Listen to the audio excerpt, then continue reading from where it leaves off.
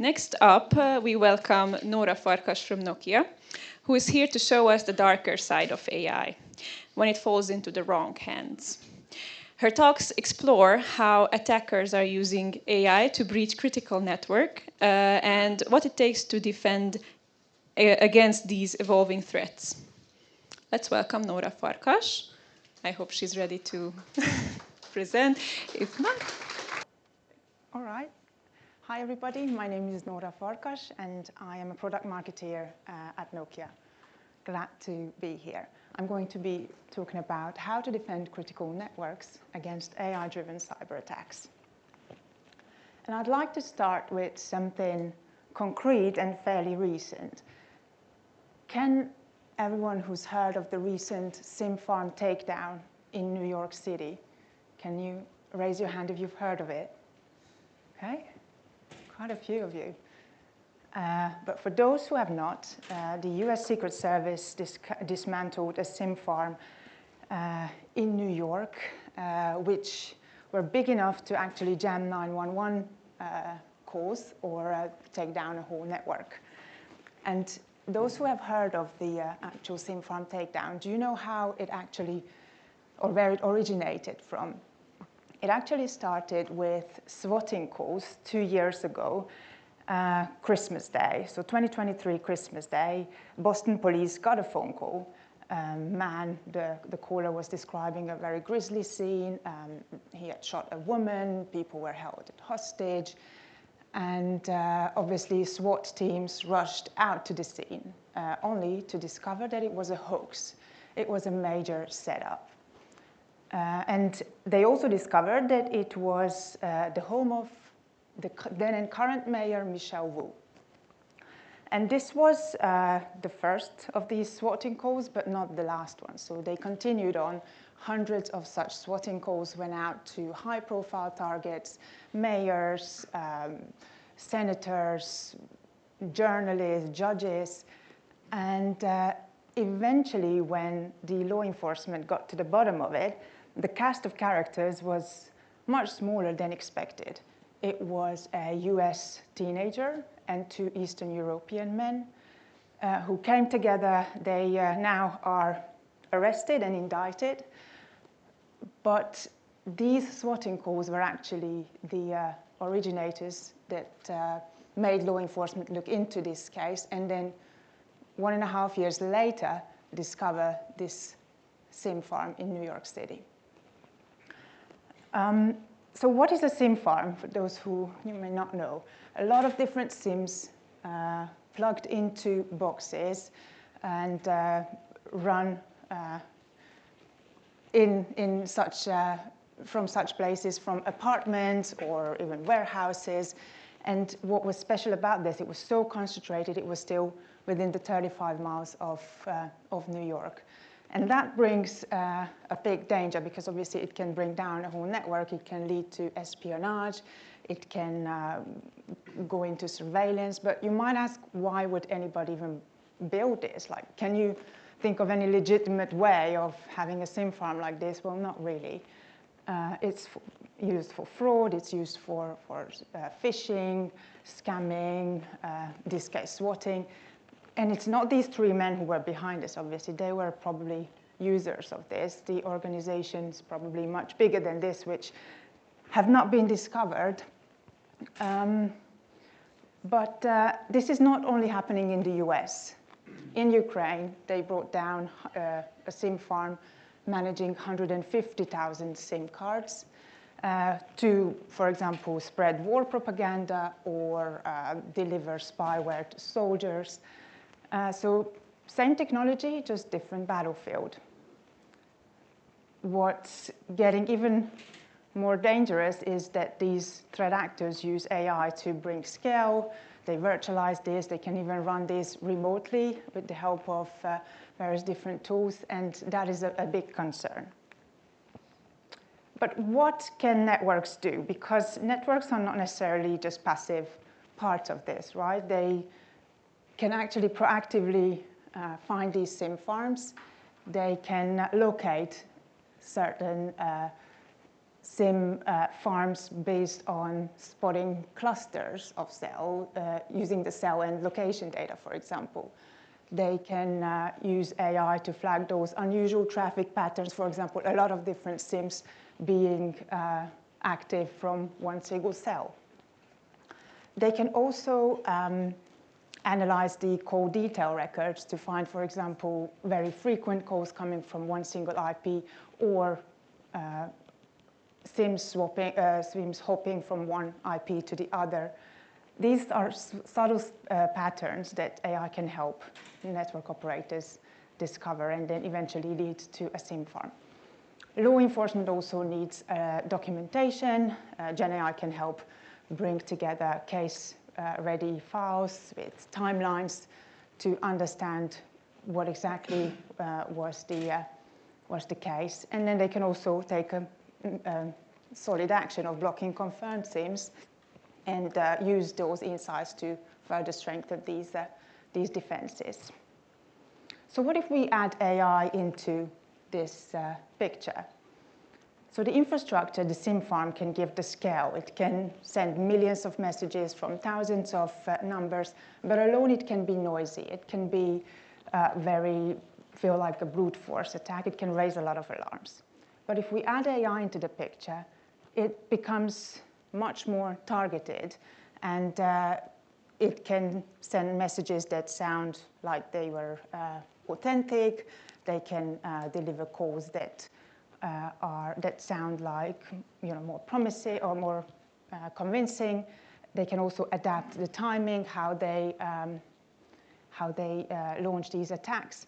And then telecom operators already lose a lot of money for fraud.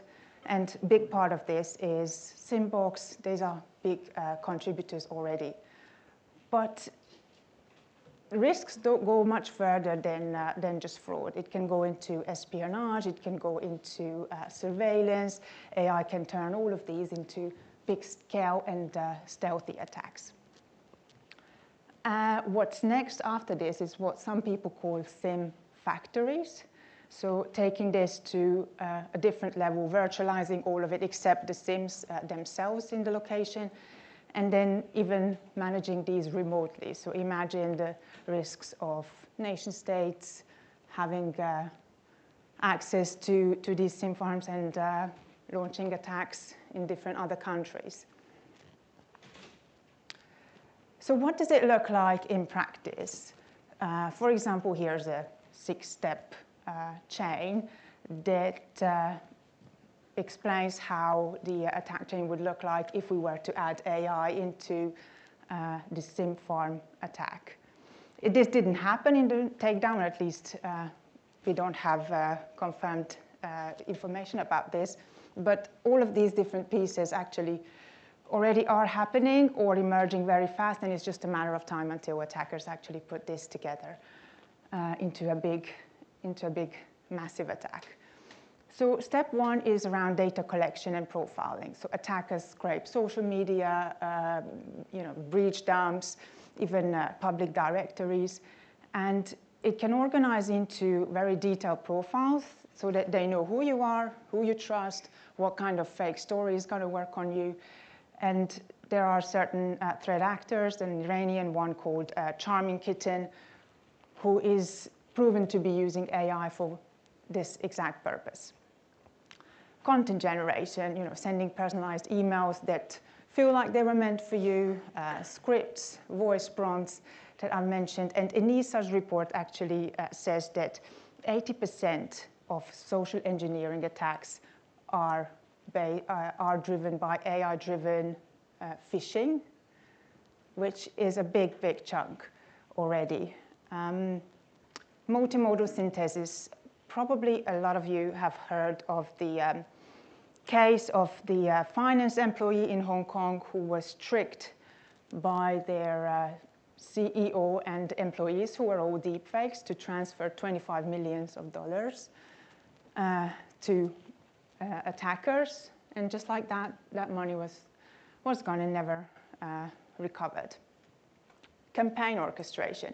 Machine learning actually optimizing how the SIMs are rotating, how they are timed, how the messages and calls are executed so that it's raising as least alarms as possible.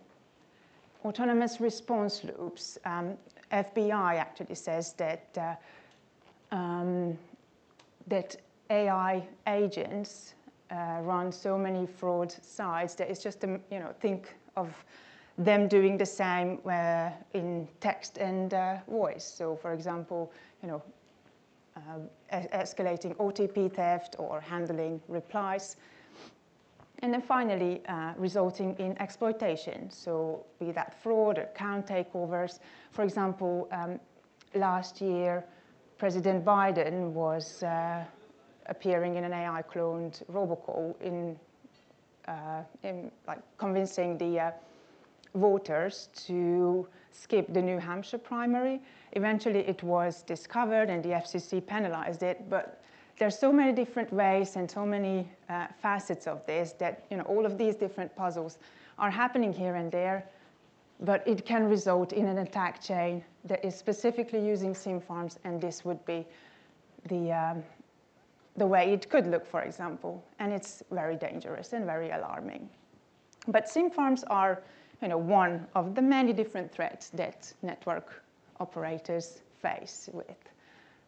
This chart is from our Nokia Threat Intelligence Report 2025, and this is where we asked network operators to rank what they are most concerned about. And you can see ransomware, malware, internal threats. These types of threats are the fires that they put out most often. Advanced persistent threats, Salt Typhoon case, for example, is a good example. Zero-day attacks, vendor, third-party risks. So the spectrum is very wide, and it also has a lot to do with humans. This is a quote from the same report, and it does underline the fact that there are so many traditional threats and so many gaps, operational gaps, that open those doors. How do we close them? What about the human, and what about the good intentions that were meant to cause those big problems? Because many of the breaches don't start with the bad actors, they start with good intentions. In telecom, for example, teams want to fix outages fast, they want to cut costs, they want to meet those expectations, they want to innovate with AI. But many times those pressures can result in shortcutting. And when it comes to convenience winning over security, then a lot of risky behaviors can start creeping in. So, for example, trusting hallucinated outputs for troubleshooting, or disabling multi-factor authentication for convenience, or skipping physical checks, and then all of that amplified with shadow AI. And did you know that 75% of people use AI across industries, but 40% of them admit that they share sensitive information with the tools. So all of these small actions can actually result in big consequences, especially in networks.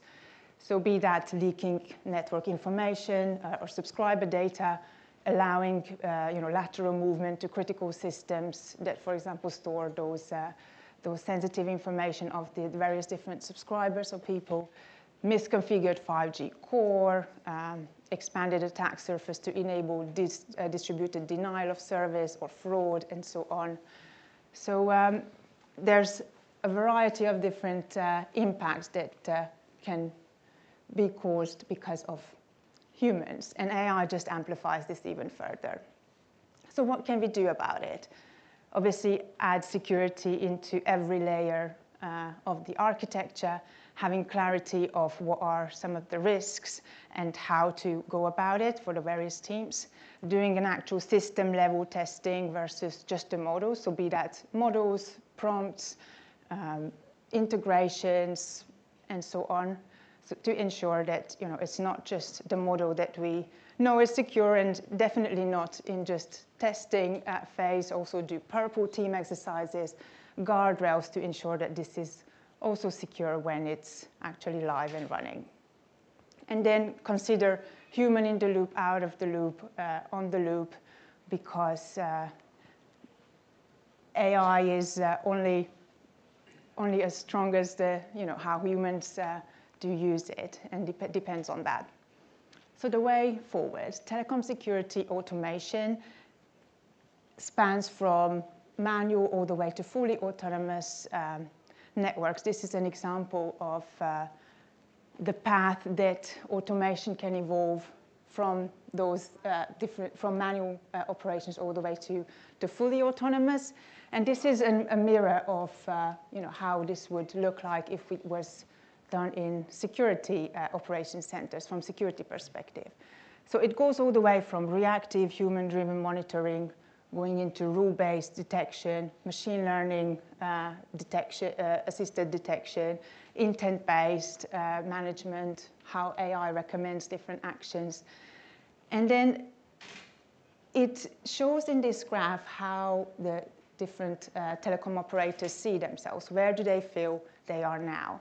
So they say their security operations centers, 45% of them now feel that they are at conditionally or highly autonomous security operations. 11 to 22% is the growth when it comes to next year aspirations. And then 2028 shows that they are going to have, over half of them are going to have highly or fully autonomous security operations centers. So that is very aspirational, and success does depend on how well these systems are secured and governed to maintain that trust while operating at very much full speed.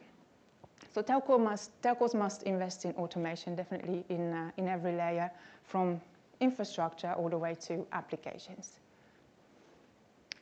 I wanted to bring an example of how AI is being used on the defense side. So instead of just using it as a co-pilot and asking questions, for example, of how a particular malware works or what could be a potential mitigation action, we can also use AI for hunting proactively for threats. It can convert external threat intelligence into detection capabilities, perform proactive threat hunting, and simulate even what-if scenarios, and even generate mitigation actions that then later can be used in real-time operations. This is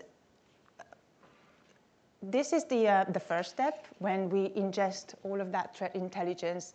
And as you can see in this user interface, which is of the cybersecurity dome, the AI brings together very different threats that it discovers. Some of them are confirmed, some of them are not confirmed, some of them are new. And once the data scientist looks at some of these threats, it can go into more details of each one of them. So all of this is processed all together. It's mapped to the actual telemetry of where this is installed in, and can be further analyzed. This is if they were to go into one of these threats, and they can see what were some of the indicators, what are some of the triggers, what were some of the involved network elements. Could this be an actual problem that we are facing with, for example? And the Hunt Assistant here can analyze the telemetry data to then proactively discover these threats based on these automatically generated hypotheses, which is, by the way, the next step as to the generative AI explaining what exactly are we up against, and is that an actual real threat. For example, in this case, it is explaining that an attacker have compromised signaling equipment, there's a potential location data exfiltration, and this is something that you can either validate or reject. So if the human and this is the first time that the human comes into the picture, can then see and decide if this is a threat that we are facing with. And once they validate, they can see what the actual detection rule can be. And this is something that the AI already puts together. This is different types of rules that, for example, have to be met for that threat to be flagged in the system. They can make changes, they can modify some of the rules. Do all of these have to be met or just some of them? And then once that is confirmed, again, by the human, but again, they are more of observers and validators, they can do the testing themselves. And then once that is confirmed in a simulated environment, they can then go ahead and publish this in an operational environment. So the next time a security analyst would meet such a threat, then they would be brought this playbook, for example, or mitigation actions. So overall, the AI on the defense side brings a lot of benefits, just as AI brings a lot of speed and precision to offenders. It can improve the decision making. It can summarize, for example, complex data. Obviously, in networks, there are a lot of complex data and vast number of information, and they can help with the investigations. They can add context to the different incidents. They can help us drill down. Are there, for example, potential users involved in a particular incident, or is that something more of an external threat? They can also help instantly ingesting information, generate use cases to eventually cut down the time of investigation to action. They can enhance that observability, have a visibility from radio to transport to core to signaling, and connect potential threats that might not be obviously linked together. They are maybe pointing all to the same root cause. That is something that AI can help immensely with versus the human's abilities. And then it also can help uncover unknown threats. So for example, in this case that I showed, it's an actual threat that we have not had a rule or a policy to detect before this. Now we can actually prepare those detection actions with the help of AI, generate those rules, generate those playbooks that then even automatically are run once our network faces a threat like this. So Gen AI does drive the shift to these autonomous networks, also on very much the security side, the security operations side. So continuously improving this security posture, resolving potential threats before they actually have an impact on our system, before they end up in disrupting the service, or even being in our system without our knowledge, like it happened in some of the cases, in case of Seoul Typhoon, in case of the BPF door in Korea.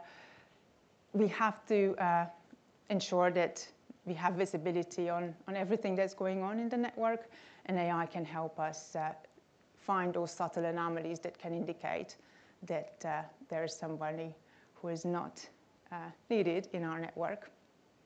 But of course, every single action, and especially the critical decisions, have to be done with careful human oversight, with guardrails, and ensuring that even the doors that are left open because of humans or because of operational gaps, those are covered as much as possible, because we can be prepared for AI and sophisticated threats if we have major operational gaps, and then they can walk right in.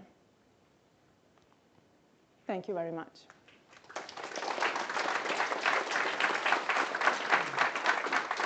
Thank you, Nora. Thank you very much.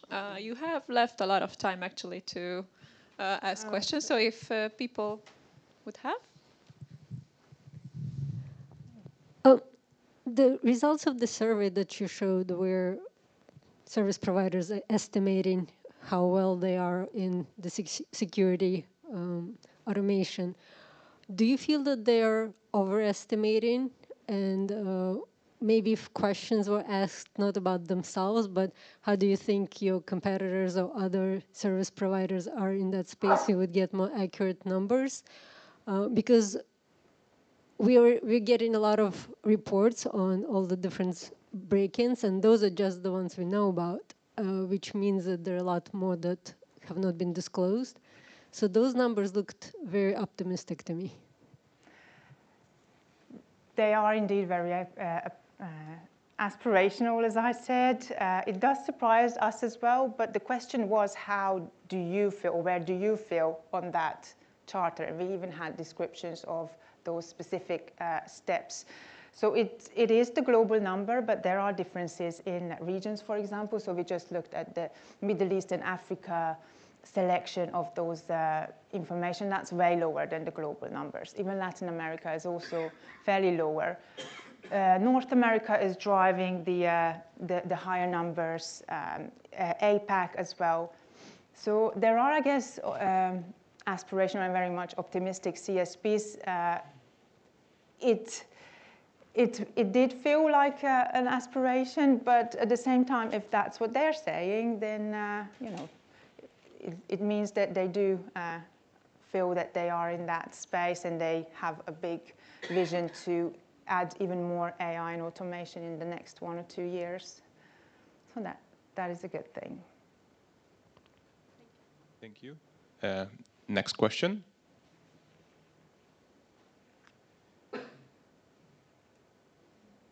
Everything was clear. Okay, good. Nora, thank you very much then. Thank you very much. Thank you.